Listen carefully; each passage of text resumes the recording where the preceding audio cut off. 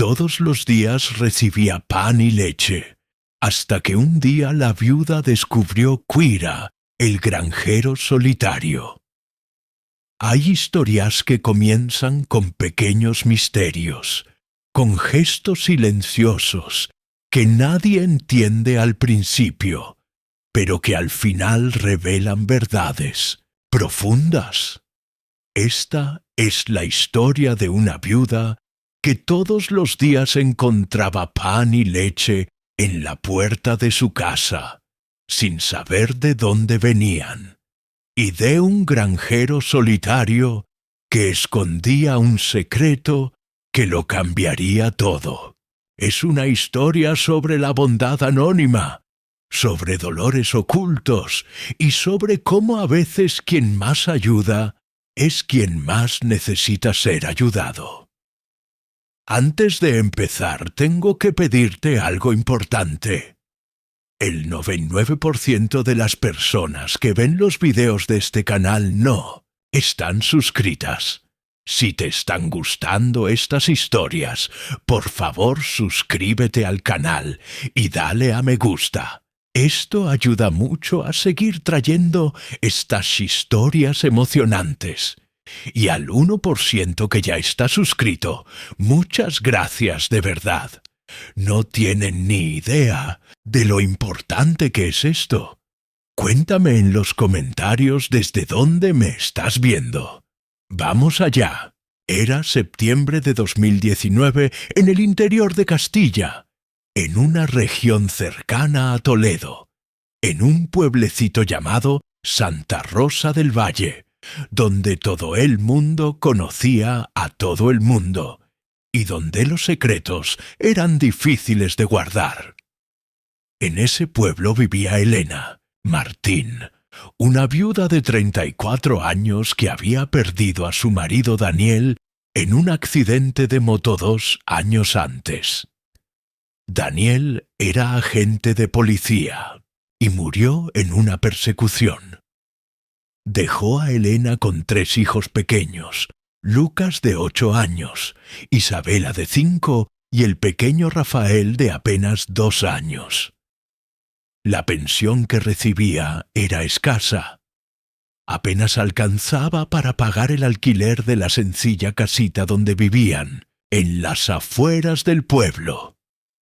Elena trabajaba como limpiadora por horas, limpiando casas de familias de la región, pero el dinero nunca era suficiente.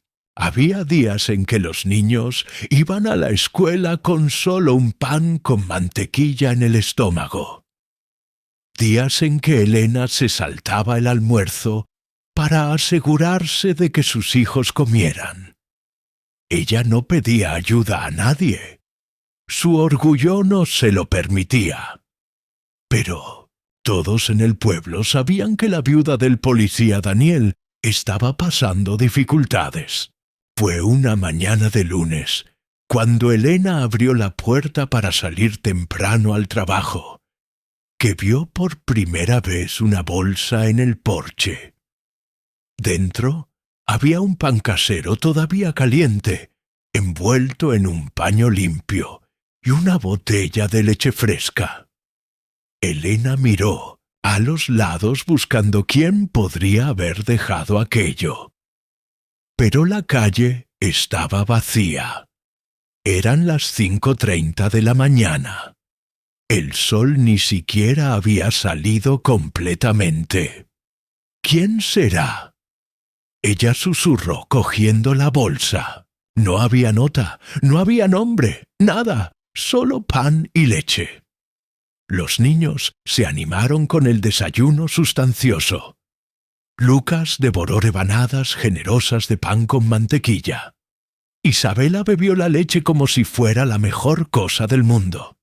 Y el pequeño Rafael sonrió entre bocado y bocado. «Mamá, ¿de dónde vino esto?», preguntó Lucas. «No lo sé, hijo, pero fue una bendición».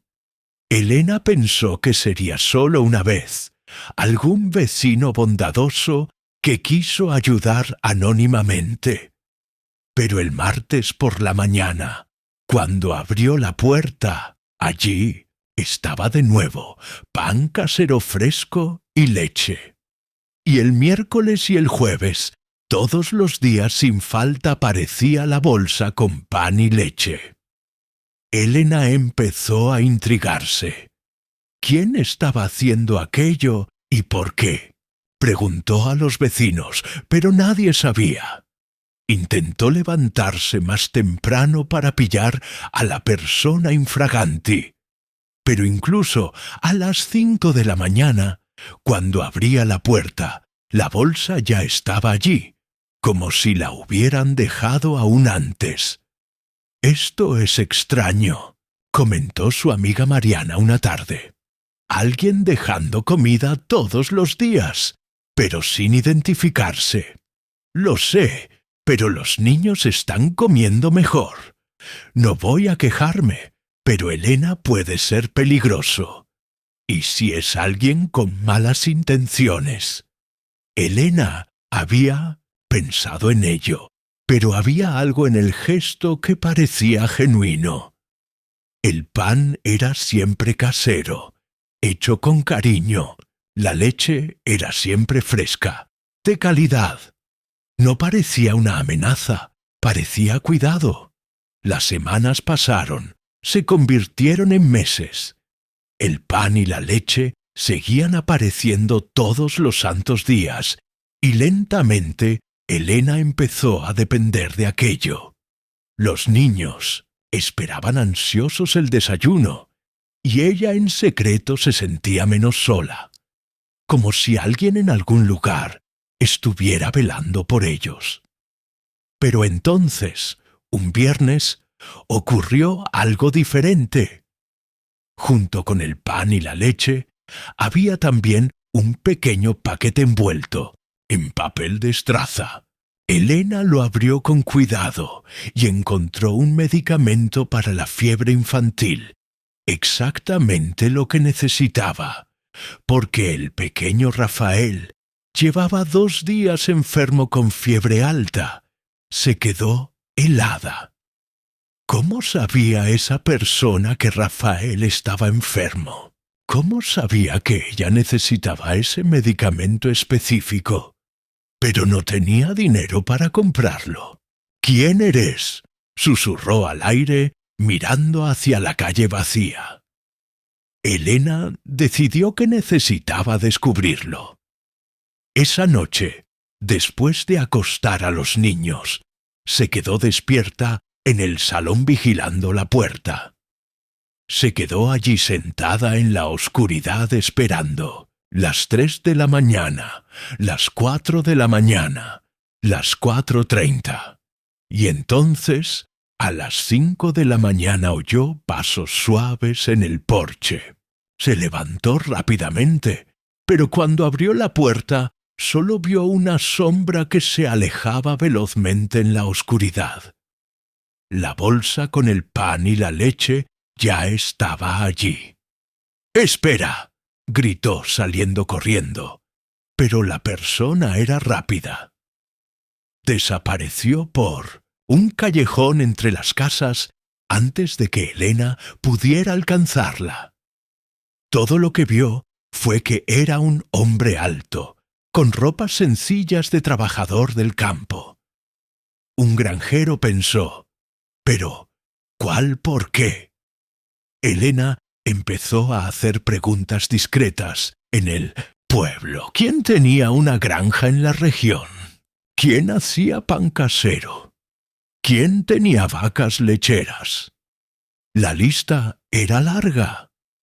Santa Rosa del Valle estaba rodeada de propiedades rurales. Pero entonces, en una conversación con doña Carmen, la señora dueña de la panadería del pueblo, descubrió algo interesante. ¿Quieres saber quién hace el mejor pan casero de la región?, dijo doña Carmen. Es Tomás Almeda, dueño de la hacienda San Antonio. Ese granjero solitario que vive solo desde hace años. Es un maestro en hacer pan, Aprendió de su madre antes de que ella muriera. Tomás Almeida, repitió Elena. Conocía el nombre, pero nunca había visto al hombre. Él era una figura casi legendaria en la ciudad. El hacendado rico que vivía aislado, que rara vez aparecía en el centro, que no se mezclaba con nadie. ¿Por qué quieres saberlo?, preguntó doña Carmen curiosa. Por nada, solo curiosidad. Pero Elena estaba segura. Era él, tenía que serlo. Tomás Almeida era quien estaba dejando pan y leche todos los días. La pregunta era, ¿por qué? Él ni siquiera la conocía. ¿Por qué un hacendado rico y solitario estaría ayudando a una viuda desconocida? Elena decidió que necesitaba ir hasta la hacienda y preguntarle personalmente. Necesitaba saber la verdad. Pero cuando le mencionó esto a Mariana, su amiga le advirtió: «Elena, ten cuidado. Tomás Almeida es raro. Perdió a toda su familia en un accidente hace 10 años, su esposa y sus 3 hijos. Él sobrevivió, pero nunca más fue el mismo. Dicen que está medio loco, que vive hablando solo, que no le gustan las visitas. Pero si él es quien me está ayudando, tengo que agradecerle. O quizás tenga algún motivo extraño. Tal vez sea obsesión». Elena no quería creer eso. Había algo en aquel gesto diario, en aquel cuidado silencioso que parecía puro, pero la duda ya estaba sembrada. El sábado siguiente, Elena dejó a los niños con Mariana y tomó un autobús hasta la carretera que conducía a la hacienda San Antonio. Estaba lejos, a unos 8 kilómetros de la ciudad. Cuando finalmente llegó a la puerta de la hacienda, quedó impresionada. Era una propiedad grande, bien cuidada, con cercas blancas, pasto verde, ganado sano. La casa principal era hermosa, un caserón colonial restaurado, pintado de blanco con detalles azules. Pero a pesar de tanta belleza, había algo melancólico en el aire, una sensación de vacío, de soledad. Elena respiró hondo y tocó el timbre del portón. Esperó. Nadie contestó. Tocó de nuevo. Silencio. Estaba a punto de marcharse cuando escuchó una voz masculina detrás de ella. «¿Quién es? ¿Y usted qué quiere?».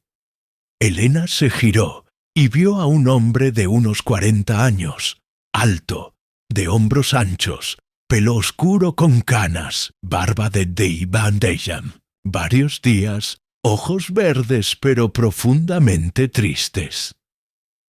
Vestía ropa de trabajo rural y sujetaba una herramienta para reparar cercas. «¿Señor Tomás Almeida?», preguntó ella. «Soy yo». «¿Quién pregunta?». «Mi nombre es Elena Martín. Yo vine a darle las gracias». Tomás frunció el ceño. «¿Darme las gracias por en qué?». «Por el pan y la leche todos los días. Hace meses. Es usted, ¿verdad?, el que lo deja en mi puerta». El rostro de Tomás palideció. Miró a ambos lados nervioso, como si lo hubieran pillado haciendo algo malo. «No sé de qué me está hablando», dijo, pero la voz le falló. «Por favor, no mienta. Solo quiero entender por qué. ¿Por qué un extraño me estaría ayudando de esta manera?». Tomás guardó silencio durante un largo momento. Luego, con la voz baja y cargada de emoción, dijo: «Porque usted me recuerda a alguien a quien no pude salvar».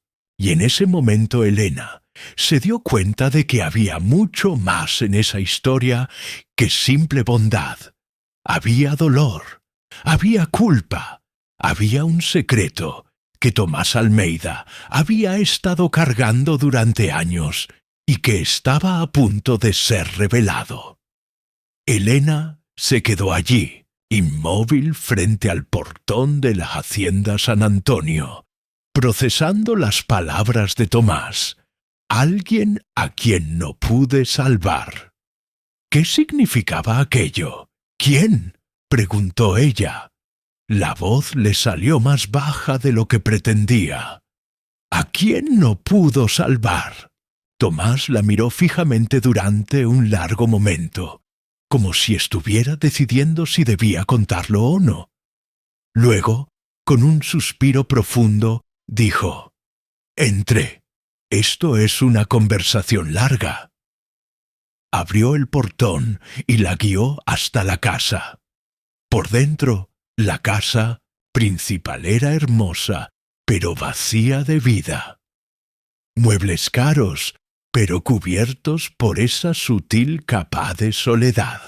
Fotos en las paredes, una familia feliz congelada en el tiempo. Tomás, más joven, sonriendo junto a una mujer hermosa y 3 niños. «Mi familia», dijo él al ver a Elena mirar las fotografías. «Mariana, mi esposa y nuestros hijos Pedro, Sofía y Miguel, tenían 8, 5 y 2 años cuando murieron». Elena sintió que le faltaba el aire. Las mismas edades que sus hijos. Exactamente las mismas. ¿Cómo? ¿Cómo ocurrió? Tomás se sentó en el sofá, su rostro envejeciendo 10 años en segundos. Un accidente de coche. Hace 10 años volvíamos de un viaje. Yo conducía. Estaba cansado. Había trabajado mucho esa semana. Debería haberme detenido a descansar, pero quise llegar pronto a casa. Y entonces se detuvo con la voz quebrándose. Y entonces me dormí solo por un segundo. Pero fue suficiente. El coche se salió de la carretera, volcó. Yo sobreviví con heridas leves. Ellos murieron todos en el acto. Elena se cubrió la boca. Las lágrimas resbalaban. «Dios mío, yo maté a mi familia», continuó Tomás, con la voz carente de emoción, como si se hubiera contado esa historia tantas veces a sí mismo que ya no sentía nada.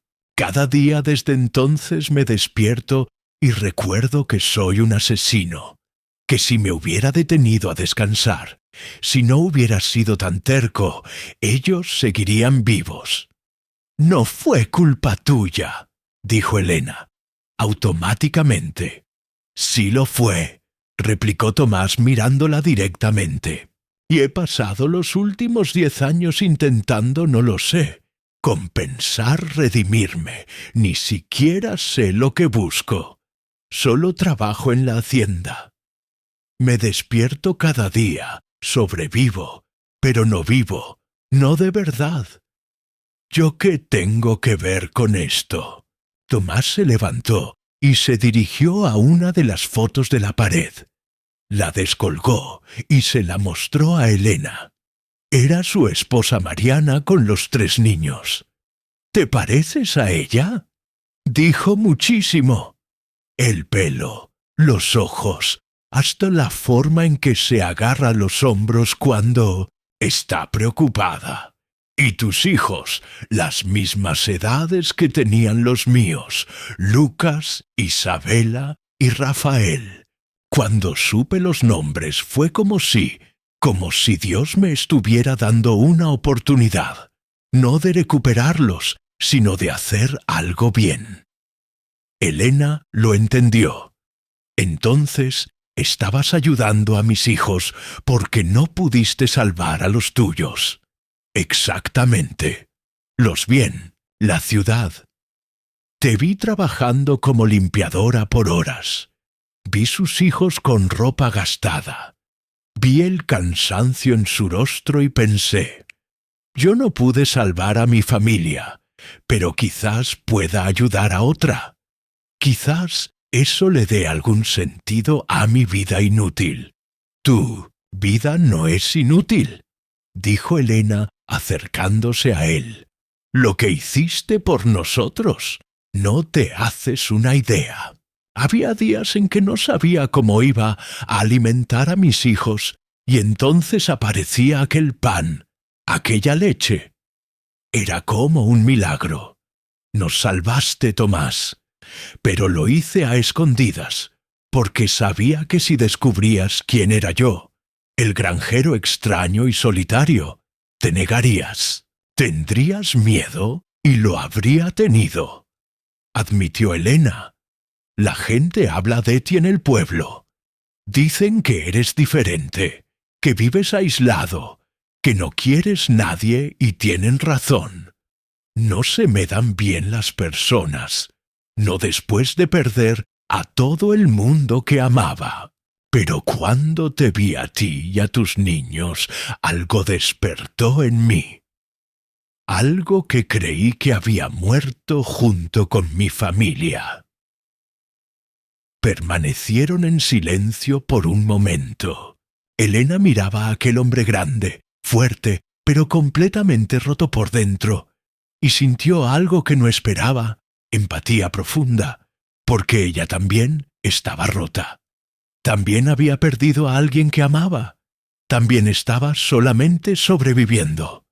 Gracias, dijo ella finalmente, de corazón, por todo. No sabes cuánto ayudaste. Voy a seguir haciéndolo, dijo Tomás. Si me dejas, no es caridad, es terapia para mí.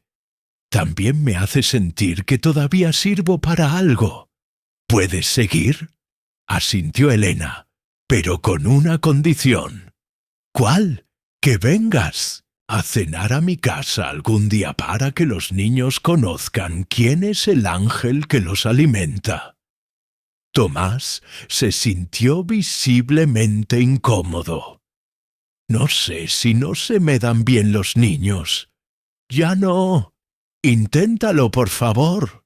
No por la redención, sino porque mereces compañía. Nadie debería vivir tan solo. Tomás la miró, y por primera vez en 10 años, algo que parecía esperanza brilló en sus ojos.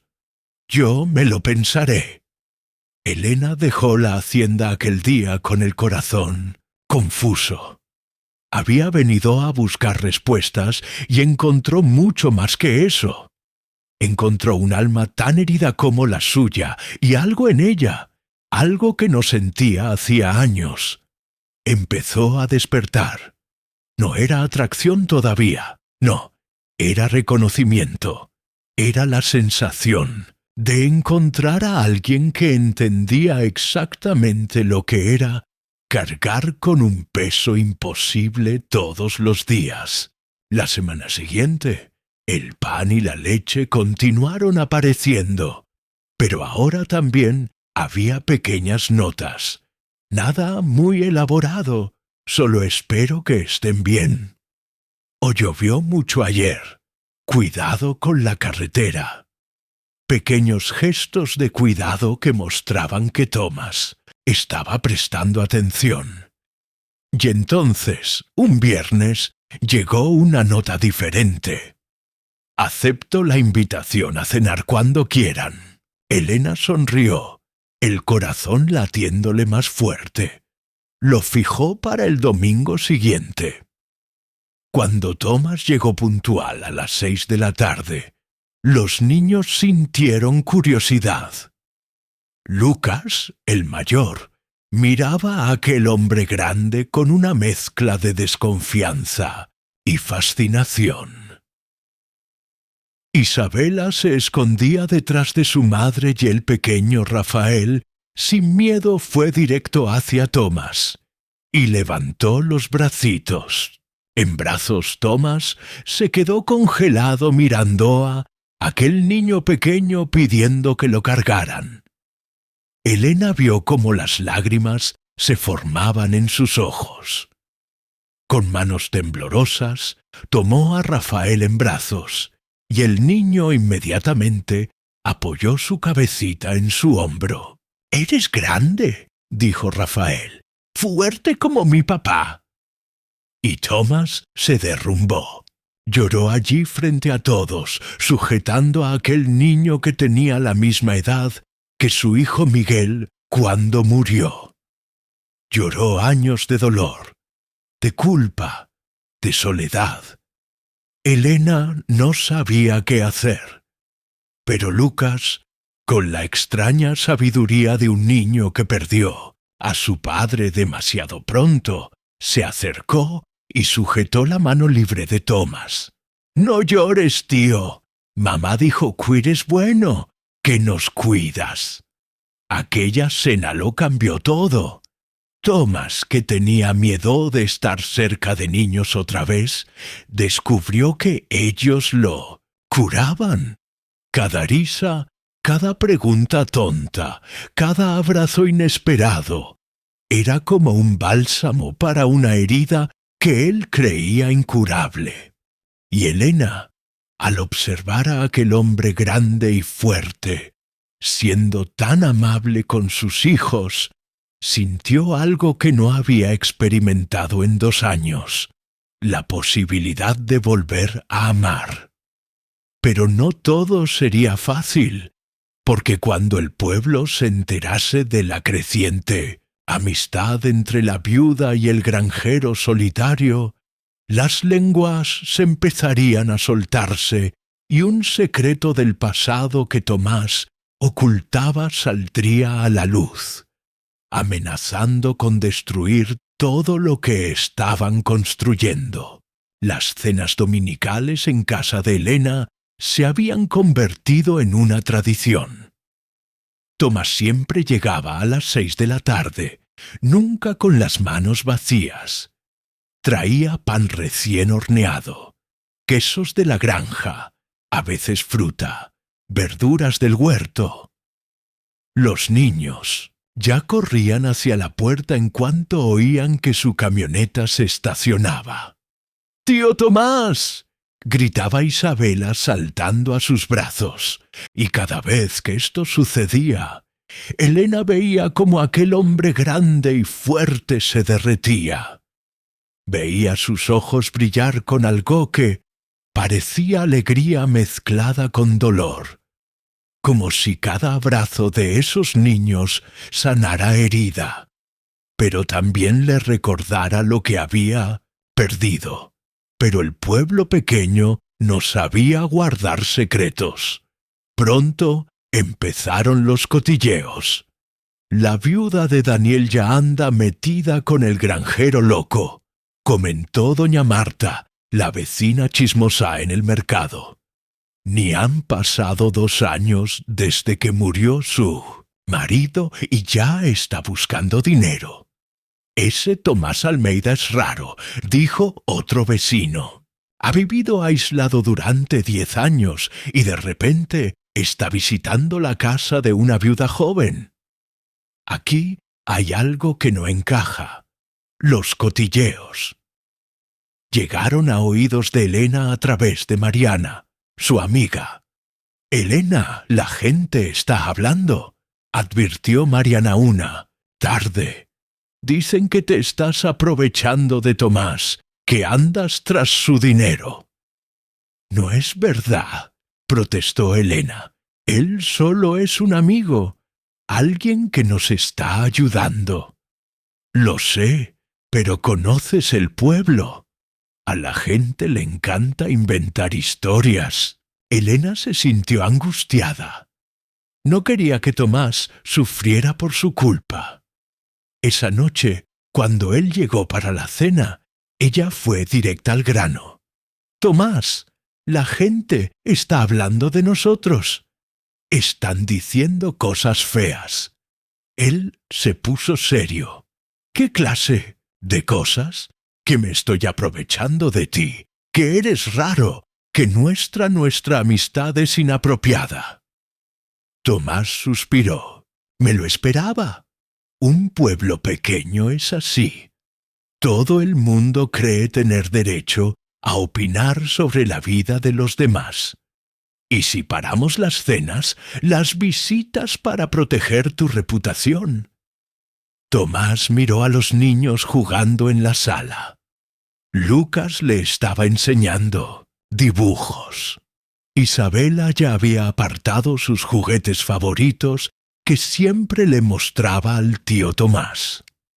Rafael estaba armando un puzzle que Tomás había traído la semana anterior. No, dijo él firme, no voy a dejar que los chismes me aparten de lo único que me hace sentir vivo de nuevo. Si la gente quiere hablar, que hable. Yo sé la verdad. Tú la sabes, y eso es lo que importa. Elena sintió algo cálido en el pecho. Gratitud, admiración o algo más. Pero los problemas apenas estaban comenzando, porque a la semana siguiente apareció en la casa de Elena una mujer que ella no conocía. Era alta, bien vestida, con una expresión dura. ¿Es usted Elena?, preguntó la mujer sin rodeos.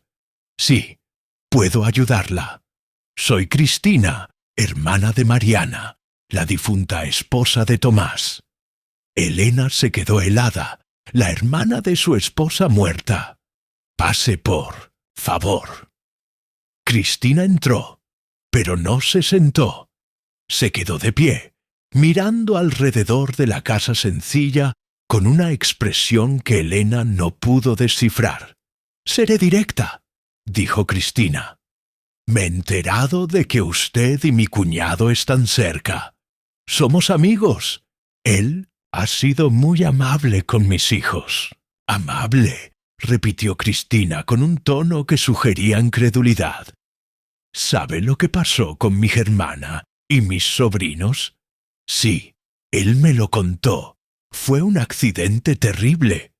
«Fue culpa suya», explotó Cristina. «Él mató a mi hermana, mató a 3 niños inocentes y ahora está aquí jugando a la familia feliz con usted y sus hijos como si pudiera reemplazar lo que destruyó». Elena retrocedió conmocionada por la intensidad de la rabia. «No es así. Él carga esa culpa todos los días. Él debería cargarla. Debería sufrir por el resto de su vida. No debería tener el derecho de ser feliz otra vez. Todo el mundo merece una segunda oportunidad», dijo Elena, la voz temblorosa pero firme. «Segunda oportunidad». Cristina soltó una risa amarga. «Mi hermana no tuvo una segunda oportunidad. Mis sobrinos no la tuvieron. ¿Por qué él la merece? Porque fue un accidente. Porque él también lo perdió todo. Él lo perdió porque fue imprudente. Porque eligió conducir cansado. Porque puso su propia comodidad por encima de la seguridad de la familia». Las palabras resonaron en la casa. Elena no sabía qué decir. Cristina se calmó un poco, pero su voz todavía sonaba fría. «Vine aquí para avisarte. Tomás puede parecer bueno, puede parecer arrepentido, pero destruyó a una familia entera. Y si le permites entrar en tu vida, en la vida de tus hijos, estás corriendo un riesgo. Las personas que causan tragedias una vez pueden causarlas de nuevo». Ella se marchó dejando a Elena conmocionada. Tendría razón Cristina. Sería Tomás peligroso. ¿Estaría poniendo a sus hijos en riesgo? Esa noche apenas durmió, y cuando Tomás apareció el domingo siguiente, ella estaba distante, fría. «¿Pasó algo?», preguntó él preocupado. «Tu cuñada estuvo aquí, Cristina». El rostro de Tomás palideció. «¿Qué te dijo? ¿Que mataste a tu familia?». que estoy poniendo a mis hijos en peligro al dejarte cerca de ellos. Tomás cerró los ojos. El dolor visible. ¿Y tú crees eso? Yo no sé qué creer. Ella dijo que fuiste imprudente, que elegiste conducir cansado. ¿Es verdad? Sí, admitió Tomás con la voz quebrándose. Es verdad, estaba exhausto. Había trabajado mucho. Debería haberme detenido en un hotel. Debería haber descansado. Pero quise llegar rápido a casa y esa decisión le costó la vida a 4 personas que amaba. ¿Y si vuelve a pasar? ¿Y si tomas otra decisión equivocada y lastimas a mis niños? ¿Crees que no pienso en eso todos los días? Explotó Tomás. ¿Crees que no vivo con miedo de hacer algo malo? ¿Por qué crees que vivía aislado durante 10 años? Porque tenía miedo de herir a alguien de nuevo. Porque creía que era mejor estar solo que arriesgarme a destruir otra vida. Entonces, ¿por qué cambiaste? ¿Por qué te acercaste a nosotros? Porque cuando te vi a ti y a tus hijos, vi una oportunidad de hacer algo bueno, de usar esta inútil vida mía para ayudar a alguien. Pero si crees que soy un peligro, si crees que Cristina tiene razón, entonces me voy y jamás volveré. Los niños habían escuchado la discusión y aparecieron en la puerta de la cocina asustados. ¿El tío Tomás se va?, preguntó Lucas con los ojos llorosos. No. Isabela corrió y sujetó la pierna de Tomás. «No puedes irte. Te queremos».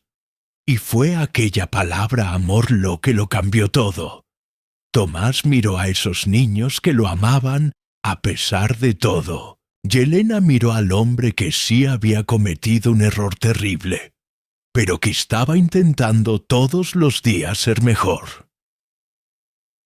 «Pinotto Jensen, quédate», dijo Elena con las lágrimas corriendo. «Por favor, quédate. Yo confío en ti». Tomás la miró, la esperanza mezclada con miedo en los ojos. «¿Estás seguro?»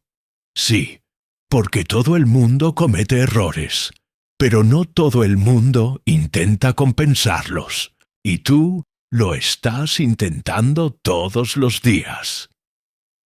Esa noche, después de que los niños se durmieron, Elena y Tomás se quedaron en la terraza conversando hasta tarde, y por primera vez ambos admitieron lo que estaba creciendo entre ellos.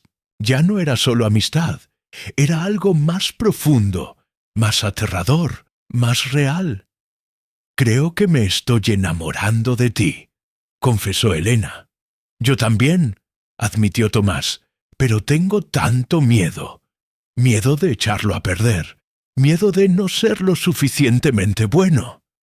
Entonces, tendremos miedo juntos, pero no dejaremos que el miedo nos detenga». Y allí, bajo las estrellas, se besaron por primera vez. Un beso lleno de esperanza y miedo y promesa de un nuevo comienzo. Pero el camino no sería fácil, porque Cristina no se había dado por vencida y estaba a punto de revelar un secreto sobre él, accidente que ni el propio Tomás conocía. Un secreto que podría destruirlo todo.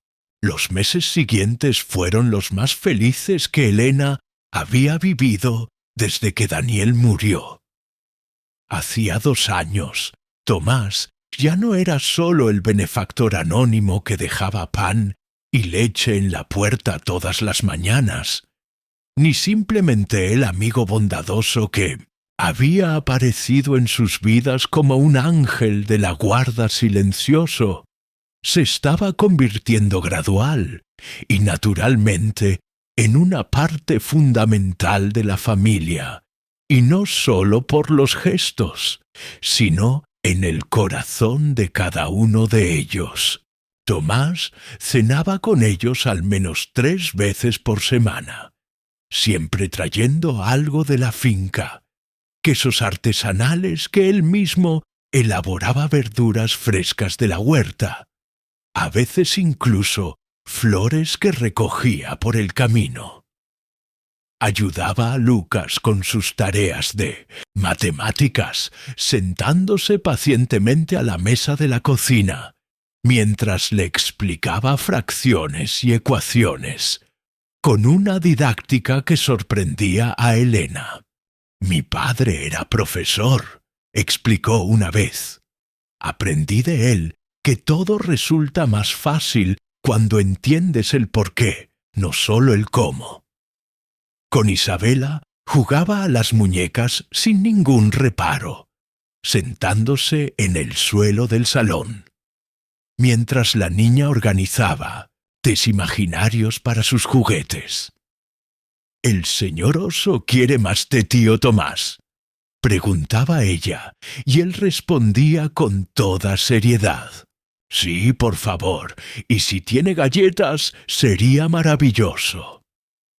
Isabela reía encantada con aquel hombre grande que no tenía vergüenza de participar en sus juegos. Y con Rafael, el pequeño de apenas 5 años que apenas recordaba a su padre biológico, Tomás tenía una conexión especial. Enseñaba al niño a reconocer los animales de la finca por los sonidos que hacían. Lo llevaba a ver los terneros recién nacidos. Le explicaba sobre las estrellas en el cielo durante las noches que pasaban en el porche. Rafael lo seguía por todas partes, cuando Tomás estaba cerca. Una sombra pequeña y cariñosa que lo llamaba tío, pero que todos sabían que en breve sería padre. Y con Elena, Tomás era todo lo que ella no sabía que necesitaba. Era amable sin ser condescendiente, atento sin ser asfixiante, paciente con sus miedos e inseguridades.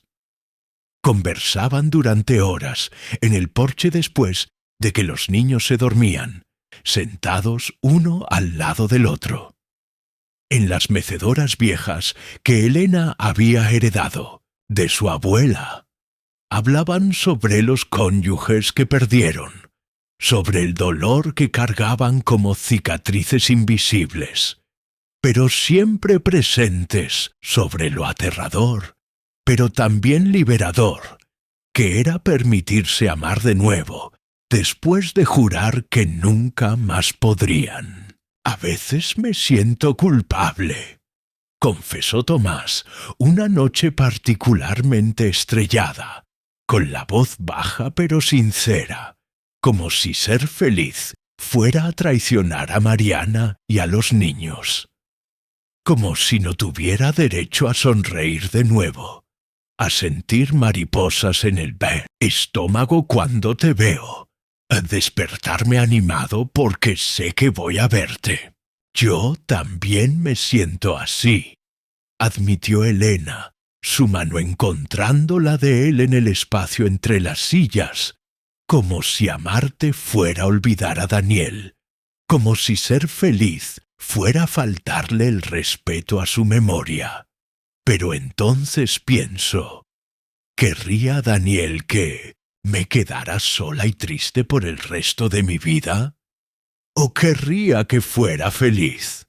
Exactamente, asintió Tomás apretándole la mano. Uno no olvida, solo aprende a seguir viviendo, a llevar el amor que tuvimos sin dejar que nos impida volver a amar. Eran conversaciones profundas y honestas que los acercaban cada vez más. Y lentamente, semana tras semana, la distancia entre amigos y algo más fue desapareciendo hasta que se hizo imposible ignorar lo que estaba ocurriendo entre ellos. Pero la frágil paz que habían construido se hizo Añicos una tarde de jueves soleada, cuando Tomás estaba en la finca arreglando una cerca que había sido dañada por una tormenta la semana anterior. Estaba concentrado en su labor, sudoroso y feliz, de esa manera simple que solo proporciona el trabajo manual, cuando escuchó el sonido de un coche. Llegando, Cristina bajó del vehículo y esta vez no estaba sola. A su lado venía un hombre con un traje caro, un maletín de cuero en la mano y una expresión profesional y fría. Un abogado. Tomás lo percibió inmediatamente con un nudo en el estómago. «Tomás», dijo Cristina con la voz controlada, pero con una corriente de emoción justo debajo de la superficie. «Necesitamos hablar sobre el accidente, sobre la verdad que no sabes». Tomás soltó las herramientas y se limpió las manos sucias en los vaqueros, mirándola con una mezcla de desconfianza y cansancio. «Cristina, ¿qué verdad? No hicimos ya esto, no hemos revuelto el pasado lo suficiente». «No», dijo ella con firmeza, «no lo hicimos porque hay algo que descubrí hace poco, algo que cambia todo sobre aquel día, sobre lo que realmente pasó. Cristina, no hagas esto, por favor. Deja el pasado donde está.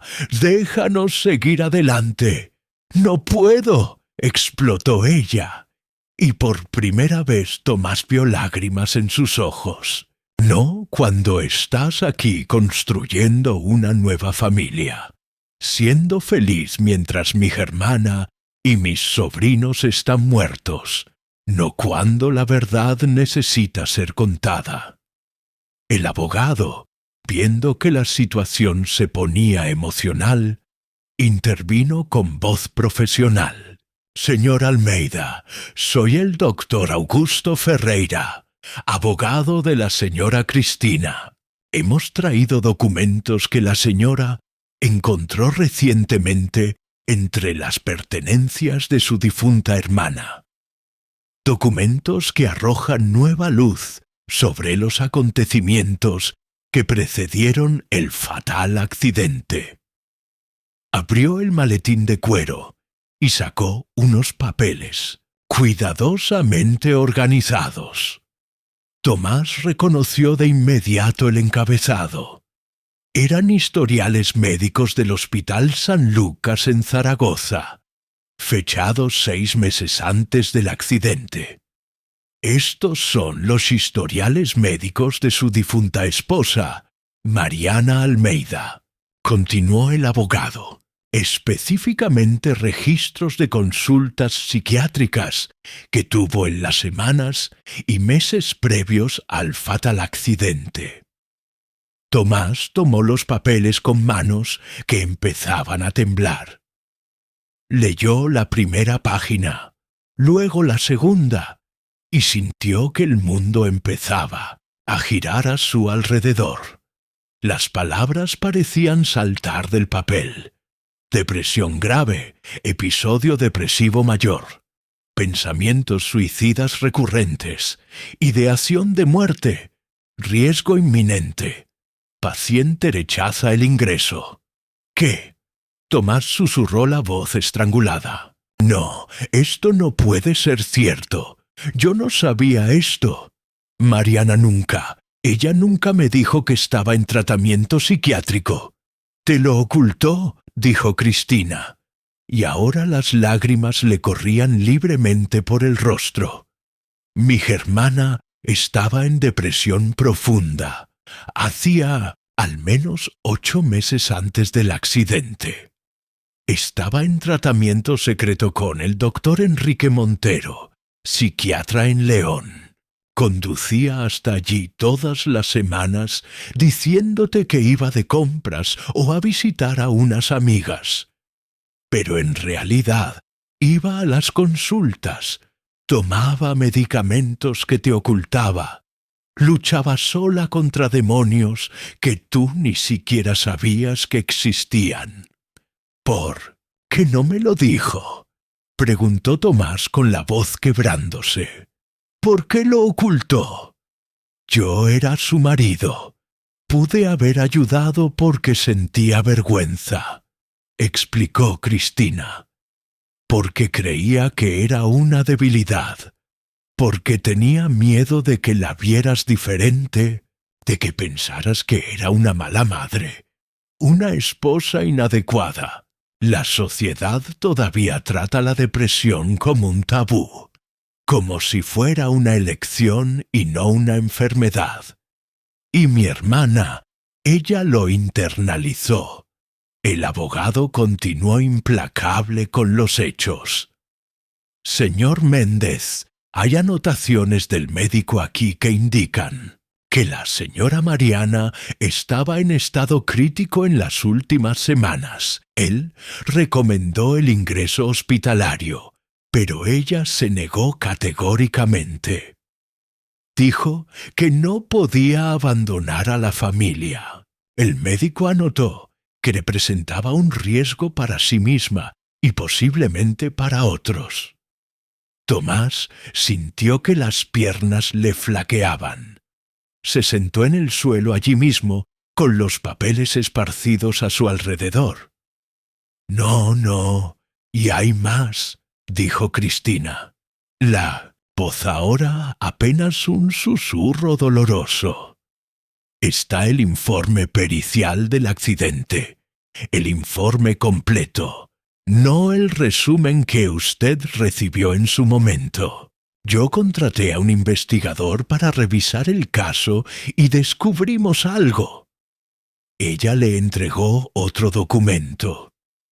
Tomás leyó, y cada palabra era una puñalada en el corazón. El análisis de trayectoria del vehículo indica un cambio abrupto de dirección. Marcas de derrape sugieren una maniobra deliberada. Un testigo ocular, un camionero que venía en dirección opuesta, relata haber visto el vehículo girar repentinamente hacia el precipicio. Velocidad estimada: 80 km/h. Conclusión: patrón inconsistente con pérdida de control accidental. Ella no esperó a que te durmieras, dijo Cristina, cada palabra pesando como plomo. El día del accidente, ella tomó el volante.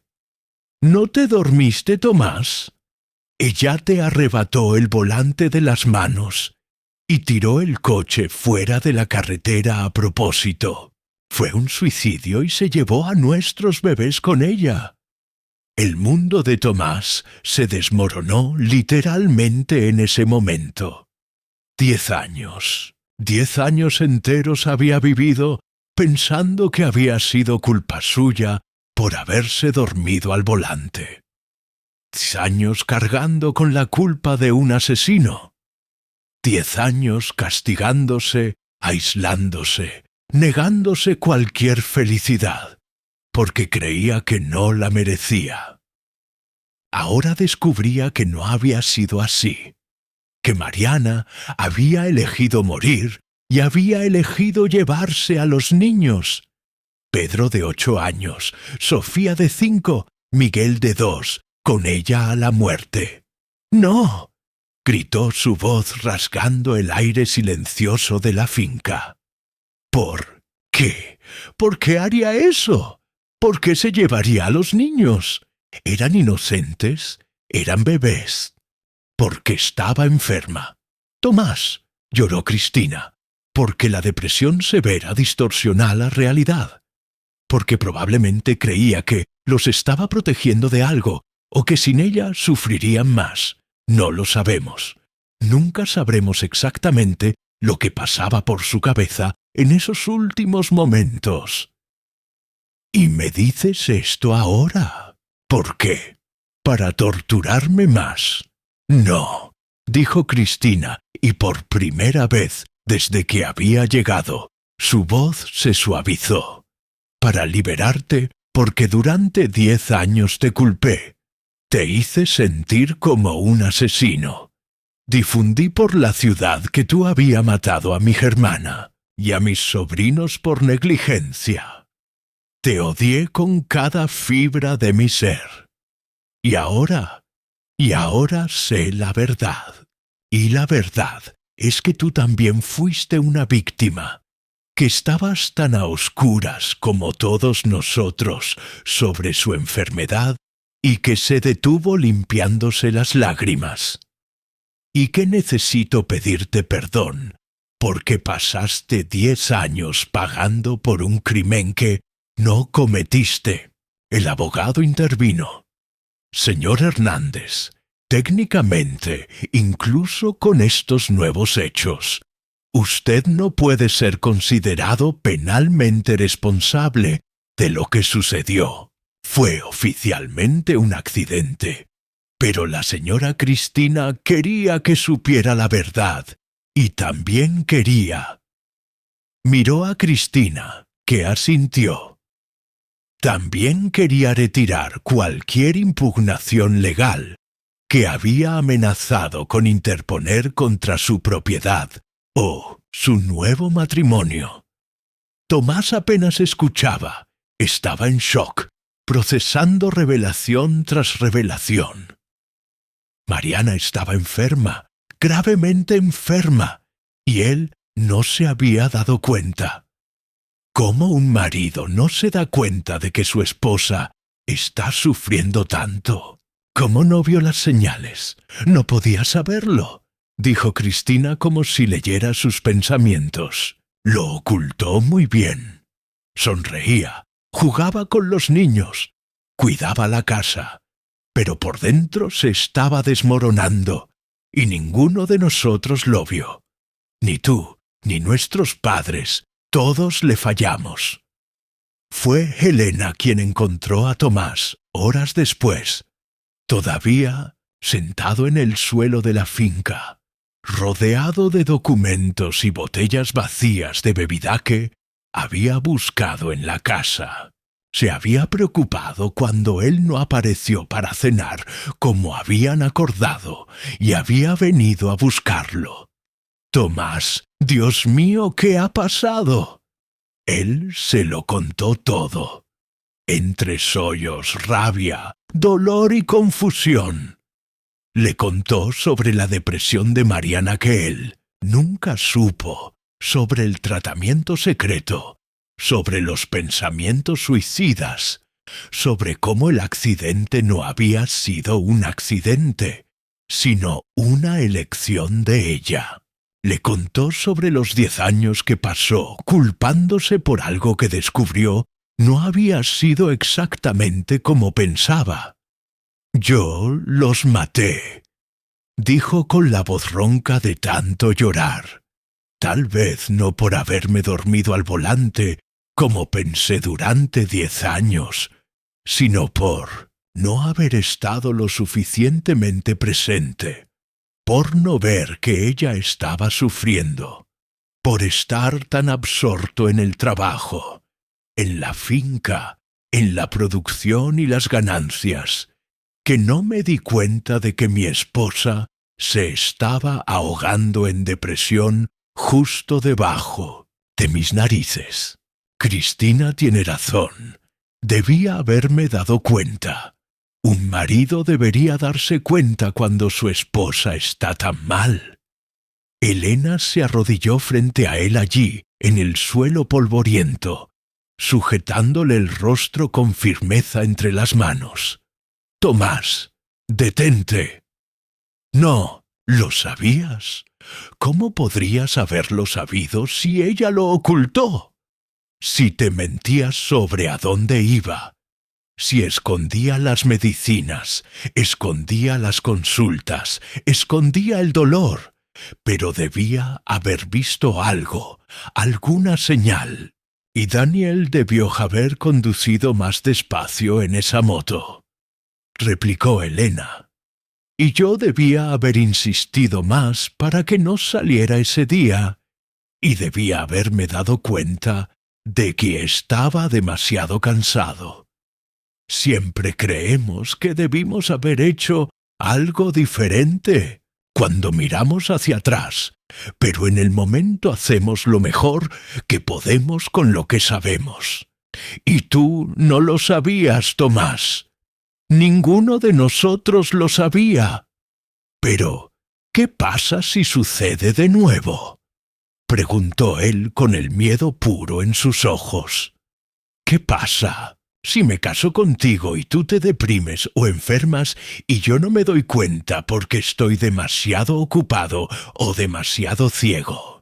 ¿Qué pasa si las pierdo a ti y a los niños también? Entonces haremos las cosas diferente, dijo Elena con firmeza. Hablaremos. Prometemos ser honestos el uno con el otro. Si estoy mal, te lo contaré. Si tú estás mal, me lo contarás. No lo vamos a ocultar. No vamos a fingir que todo está bien cuando no lo está. Vamos a ser verdaderos compañeros en todo. Tomás la atrajo a un abrazo desesperado, sujetándola como si ella fuera la única cosa sólida en un mundo que insistía en desmoronarse. Tengo tanto miedo de perderte, de perderlos, de volver a fracasar. Y yo también tengo miedo de perderte. Pero el miedo es parte de amar, Tomás. Si no tuviéramos miedo de perder, sería porque no nos importamos. Y a nosotros nos importa mucho. Pero la bomba que Cristina había lanzado tenía efectos que iban mucho más allá de lo emocional. En los días siguientes, la historia se esparció por la ciudad como la pólvora. Su esposa se suicidó y se llevó a los niños. Fue tan mal esposo que ella prefirió morir antes que seguir con él. Depresión. Seguramente la maltrataba y nadie lo sabía. Y ahora quiere una nueva familia. Después de destruir la primera, los chismes se volvieron tan virulentos, tan crueles, que empezaron a afectar no solo a Tomás, sino también a Elena y a los niños. Un día, Lucas llegó a casa con un ojo morado. Se había peleado en la escuela con un compañero que le dijo que el novio de tu madre mató a su familia. Isabela empezó a tener pesadillas.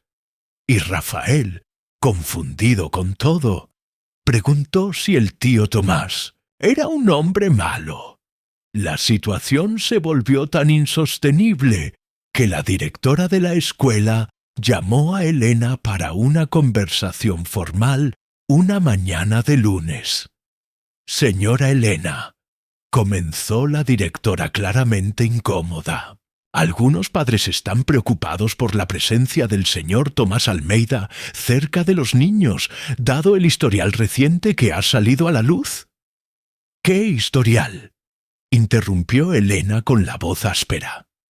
Él no hizo nada malo, pero su esposa, lo que ella hizo, sugiere que hubo problemas serios en la relación. Y a algunos padres les preocupa que él pueda ser emocionalmente inestable, que pueda representar algún riesgo. ¡Riesgo! Elena sintió cómo le subía la rabia. El único riesgo que Tomás representa es el de amar demasiado, de preocuparse demasiado. Es amable, dedicado y cuida de mis hijos como si fueran suyos, mejor que muchos padres biológicos que andan por ahí. Entiendo su posición y personalmente estoy de acuerdo con usted, pero como directora debo considerar las preocupaciones de todos, los padres. Así que le pido por favor que él ya no venga a recoger a los niños a la escuela, al menos hasta que las cosas se calmen para evitar incomodidad. Elena salió de allí furiosa y completamente destrozada.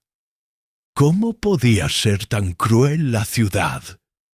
¿Cómo podían juzgar a Tomás por algo que claramente no fue culpa suya? ¿Cómo podían convertir una tragedia en un chisme malicioso? Aquella noche, ella y Tomás tuvieron la conversación más difícil y decisiva de sus vidas. Se sentaron en el salón de la casa de Elena después de que los niños se durmieran uno frente al otro, con el peso del mundo entre ellos. Quizás comenzó Tomás con la voz cansada y derrotada. Tal vez debería irme. Mi presencia les está causando problemas a ti y a los niños. Está trayendo dolor donde yo solo quería traer alegría. No, exclamó Elena. No voy a permitir que los chismes destruyan lo que hemos construido. Pero Elena, piensa en los niños. Piensa en Lucas llegando a casa con el ojo morado porque se peleó por mi culpa. Piensa en Isabela teniendo pesadillas. Piensa en su futuro. Si empiezan a sufrir bullying constante por mi culpa.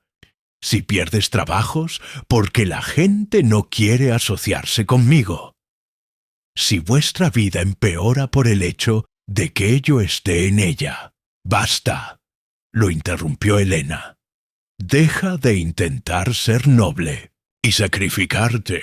Ya hemos tenido suficiente sacrificio en nuestras vidas. Tomás guardó silencio por un momento.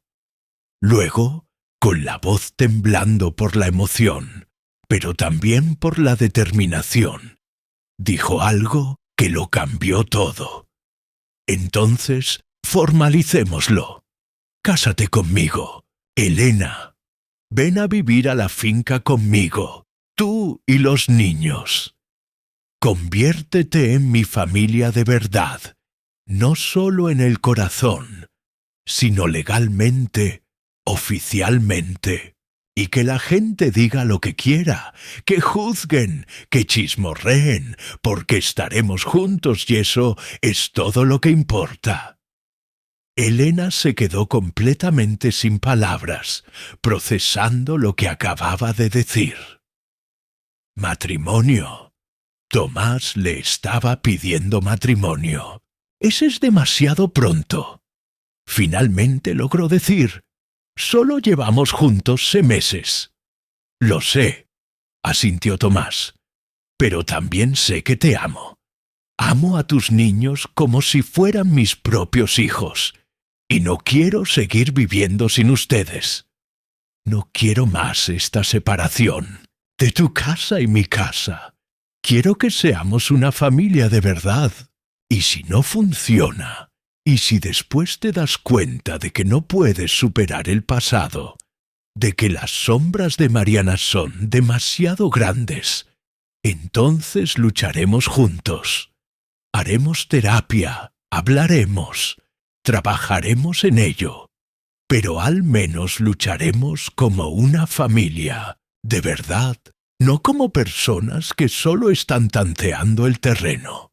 Elena miró a aquel hombre, grande, fuerte físicamente, pero tan vulnerable emocionalmente, tan destrozado, pero también tan valiente, y tomó la decisión más aterradora y a la vez la más acertada de su vida. Sí, dijo con las lágrimas rodándole por el rostro. Sí, me caso contigo. Sí, vamos a ser una familia.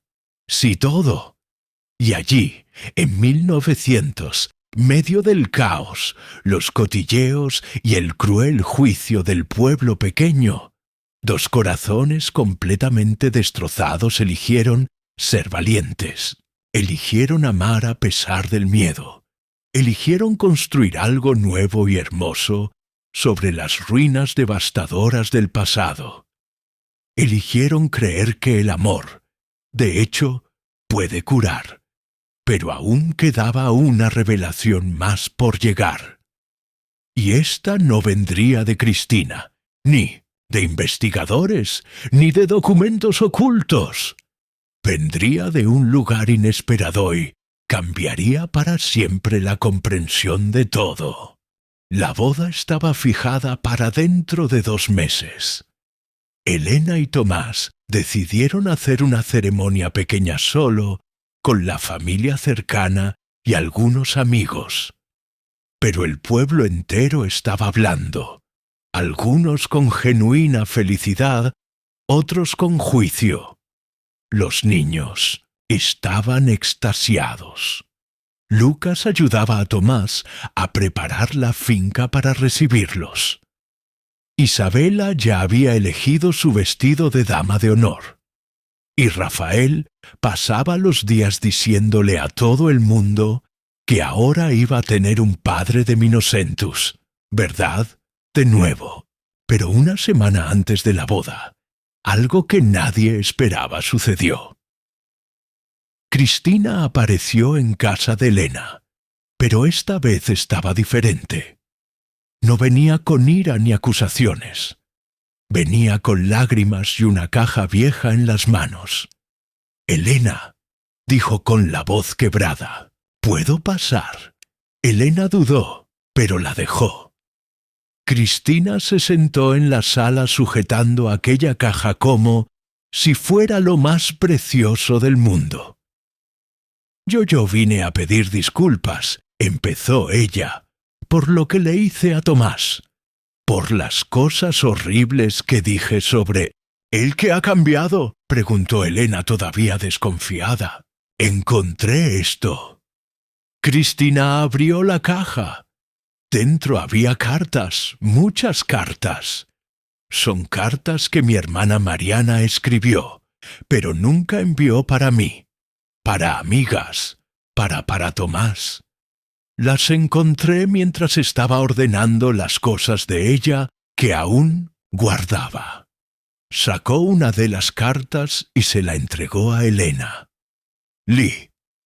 Elena la abrió y leyó. «Querido Tomás, escribo esto sabiendo que nunca tendré el coraje de dártelo. Pero necesito poner en papel lo que no puedo decir en voz alta. Estoy enferma, no del cuerpo, sino del alma. La depresión me consume todos los días, y lo peor es que no, es culpa tuya. Has sido un marido maravilloso, un padre increíble. Pero hay algo dentro de mí que está roto, algo que ningún amor, por grande que sea, logra reparar. Intento ocultarlo, sonrío cuando llegas, juego con los niños, pero por dentro me estoy ahogando y tengo tanto miedo. Miedo de decepcionarte, miedo de ser una carga, miedo de que descubras lo débil que soy. Por favor, si algo me sucede, no te culpes. No fue nada que hiciste o dejaste de hacer. Fue la enfermedad, solo la enfermedad. Te amo más que a nada. Pero a veces el amor no es suficiente para curar algunas heridas». Mariana Elena se limpió las lágrimas que resbalaban. «Dios mío, hay más», dijo Cristina sacando otra carta. Esta la escribió la mañana del día del accidente. Elena leyó con el corazón encogido. «Perdón.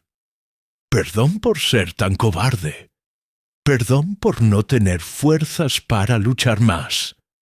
Perdón por llevarme a nuestros bebés conmigo, pero no soportó la idea de dejarlos sin madre en este mundo cruel. Tomás, vas a culparte. Lo sé, pero por favor, no lo hagas. Fuiste perfecto. Fuiste todo lo que pude haber pedido, pero la enfermedad ganó. Vive, mi amor. Vive por nosotros, ama de nuevo, sé feliz de nuevo. Te lo mereces, siempre tuya, Mariana». Cristina lloraba compulsivamente. Yo lo culpé durante 10 años. Le hice sufrir Hice que se sintiera un asesino, pero ella lo dejó claro. No fue su culpa. Nunca lo fue.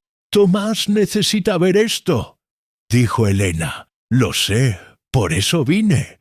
Puedo hablar con él. Esa tarde llevó a Cristina hasta la hacienda. Cuando Tomás vio a su cuñada, se tensó, preparado para otro ataque. Pero entonces Cristina se arrodilló frente a él. Tomás, perdóname, por favor, por todo lo que dije, todo lo que hice. Estaba equivocada, completamente equivocada. Ella le entregó las cartas. Tomás leyó cada una, las lágrimas cayéndole sin control. Cuando terminó, cayó de rodillas y lloró como no lo hacía en años. Pero esta vez no era solo dolor, era también alivio. La liberación de una culpa que había cargado durante una década. Ella no me culpaba, susurró. Ella quería que yo fuera feliz. Ella quería, confirmó Cristina. Y yo fui egoísta. Estaba tan enfadada por la pérdida que necesitaba culpar a alguien. Te elegí a ti, pero estaba equivocada. Tomás y Cristina se abrazaron, dos supervivientes de una tragedia que por fin encontraban paz. Y Elena, observando aquello, supo que el pasado finalmente se había puesto a descansar. El día de la boda, la iglesia estaba llena. No solo con los pocos invitados que habían planeado, sino con la mitad del pueblo, gente que había juzgado, que había hablado mal, pero que ahora venía a celebrar.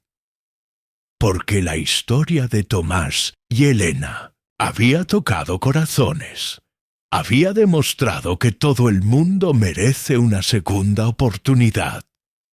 Lucas entró como paje sonriente. Isabela y María como damas de honor, tirando pétalos. Y Rafael sostenía las alianzas con orgullo. Cuando Elena entró, sencilla pero hermosa, en un vestido blanco modesto, Tomás lloró. Y cuando intercambiaron los votos, no siguieron el guión tradicional, escribieron los suyos propios. Elena dijo: Tomás, con la voz firme pero emocionada, apareciste en mi vida cuando yo estaba muerto por dentro y con tu coraje, tu bondad y tus hijos maravillosos me trajiste de vuelta a la vida. Prometo amarte, protegerte y estar presente siempre. No seré perfecto, pero lo intentaré cada día. Tomás, respondió Elena, tú me salvaste cuando estaba ahogada en la desesperación, y no solo con pan y leche, sino con dignidad, cuidado y amor. Prometo ser tu pareja, tu amiga y tu familia, y prometo que sanaremos juntos todos los días. Cuando el sacerdote declaró marido y mujer, los niños gritaron de alegría. Y cuando Tomás besó a Elena, toda la iglesia aplaudió. En la fiesta, sencilla, pero alegre en la propia hacienda, Cristina se acercó a Elena. «Gracias», dijo, «por no rendirte con él, por ver el hombre bueno que es. Gracias por traerme las cartas, por darnos paz. A Mariana le habrías encantado. Se habría alegrado de que él encontrara a alguien tan especial». Y en ese momento Elena sintió como si hubiera recibido la bendición no sólo de los vivos, sino también de los que ya se habían ido. 3 años después, la hacienda San Antonio estaba irreconocible. No físicamente. Seguía siendo la misma propiedad hermosa, pero ahora desbordaba vida. Lucas, con 14 años, ayudaba a Tomás en todo en la hacienda. Hablaba de estudiar agronomía. Isabela con 11 tenía su propio rincón de flores que vendía en el pueblo. María, de 10 años, cuidaba de los animales como nadie. Y Rafael, de 198 años, era la alegría de la casa. Y había una novedad: una niña de 2 años llamada Mariana en honor a la primera esposa de Tomás. Porque Elena había insistido no para borrar el pasado, sino para honrarlo. Tomás seguía haciendo pan todos los días, pero ahora no lo dejaba escondido en la puerta de nadie. Ahora lo hacía en su propia cocina con Elena a su lado, con los niños robando trozos aún calientes y la pequeña Mariana embadurnada de harina. Y cada domingo sin falta, Cristina aparecía para cenar, porque la familia no es solo sangre, es elección. Y ellos habían elegido ser familia.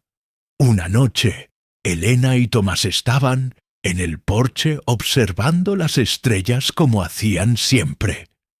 ¿Te acuerdas?, dijo Elena, del día que aparecí en tu finca, furiosa queriendo saber quién estaba dejando pan en mi puerta.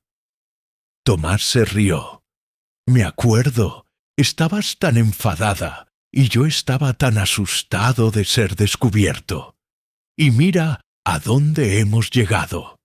Sí, de un simple pan y leche a todo esto. Elena apoyó la cabeza en su hombro. ¿Sabes lo que aprendí contigo? ¿Qué? Que la bondad nunca se desperdicia, que los pequeños gestos pueden cambiar vidas enteras. Tú creías que solo estabas alimentando a mis hijos, pero nos estabas salvando a todos nosotros. Y tú me salvaste a mí también. Me diste una razón para volver a vivir. Del jardín venían las risas de los niños jugando. De la casa llegaba el olor de la cena que habían preparado juntos. Y en el nidos pecho de ambos había gratitud por cada día, cada desafío superado, cada elección correcta que hicieron.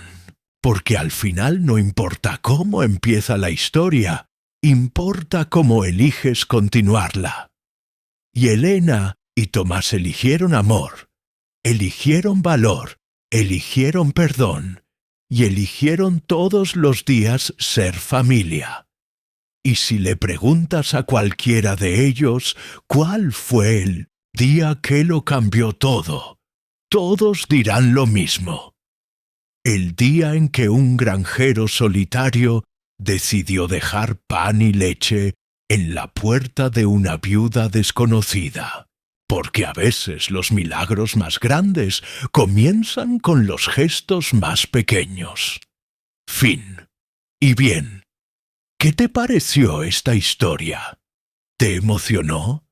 ¿Te hizo pensar en cómo los pequeños gestos de bondad pueden transformar vidas? Cuéntame en los comentarios desde dónde me estás viendo. Y recuerda, el 99% de las personas que ven los videos de este canal no están suscritas. Si te gustó esta historia, por favor suscríbete al canal y dale a me gusta. Esto ayuda muchísimo a seguir trayendo estas historias que emocionan e inspiran. Y al 1% que ya está suscrito, muchas gracias de verdad. No tenéis idea de lo importante que es esto. Comparte con alguien que necesite escuchar que siempre hay esperanza, que segundas. Las oportunidades existen y la bondad nunca se desperdicia. Hay otra historia increíble esperándote. Haz clic y ven conmigo. Un abrazo de corazón. Y recuerda, tu historia también puede tener un final feliz. No importa cómo empezó. Lo que importa es cómo eliges continuar.